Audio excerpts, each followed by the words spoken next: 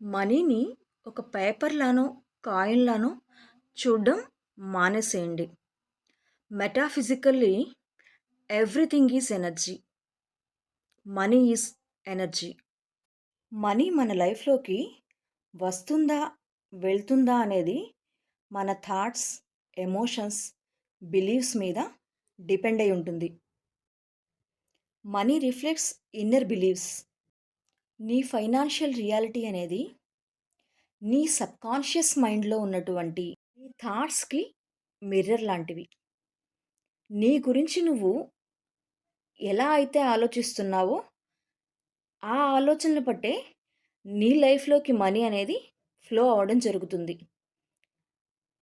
Self worth అంటే ప్రతి విషయంలో కూడా ఇది నాకెందుకులే అని నువ్వు సర్దిపుచ్చుకునే మనస్తత్వాన్ని కలిగి ఉన్నావనుకో, నేను కొంచెం నా ఖర్చులు తగ్గించుకోవడం వల్ల నా కుటుంబ సభ్యులకు ఉపయోగపడతాయి.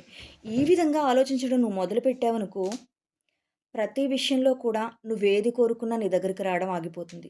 ఎందుకంటే నీ మనసులో నువ్వు ప్రతిదానిని కూడా నిన్ను నువ్వు తగ్గించుకుంటున్నావు ప్రతి చోట.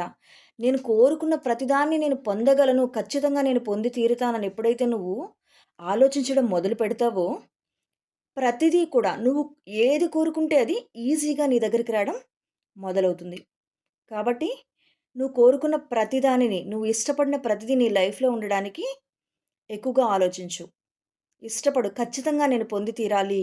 దీనిని పొందే అర్హత నాకుంది అని ఎప్పుడైతే నువ్వు ఆలోచించడం మొదలు పెడతావో, అప్పుడే నీ లైఫ్‌లోకి నువ్వు కోరుకున్నవి ఏవైనా సరే, మనీ అయినా, జాబ్ అయినా, ఎట్లాంటివైనా సరే రావడానికి చాలా తొందరగా అవకాశం ఉంటుంది. కాబట్టి ఐ యామ్ వర్తీ. అర్థమవుతుందా నేనేం చెప్తున్నానో? ప్రతి దాన్ని పొందే అర్హత నాకుంది. ఈ విధంగా నువ్వు నీ సబ్‌కాన్షియస్ మైండ్‌ని నమ్మించడం మొదలుపెట్టు.